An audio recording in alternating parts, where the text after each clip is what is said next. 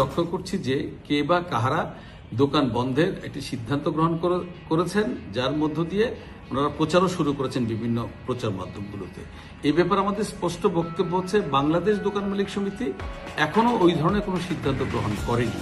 ইতিমধ্যে মাননীয় জ্বালানি মন্ত্রী মহোদয় একটি সভা ডেকেছেন আগামী 4 এপ্রিলে দুপুর 1টায়, যেখানে উপস্থিত থাকবেন মাননীয় স্বরাষ্ট্রমন্ত্রী মহোদয়, মাননীয় বাণিজ্য মন্ত্রী মহোদয় এবং মাননীয় প্রতিমন্ত্রী জ্বালানি মন্ত্রণালয়।